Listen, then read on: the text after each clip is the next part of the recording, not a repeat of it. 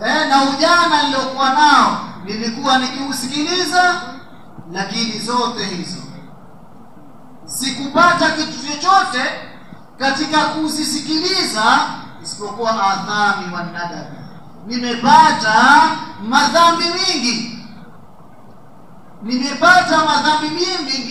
kwa kumuasi Mwenyezi Mungu Subhanahu wa Ta'ala katika ujana wangu, na nimepata kujuta katika ujana wangu kwa yale niliyoyafanya ambayo lao ningekuwa sikuyafanya katika ujana, ningekuwa katika hali nzuri, katika maisha mazuri, katika thawabu, katika wale watu ambao kwamba waliofaulu siku ya kiyama mbele ya Mwenyezi Mungu Subhanahu wa Ta'ala.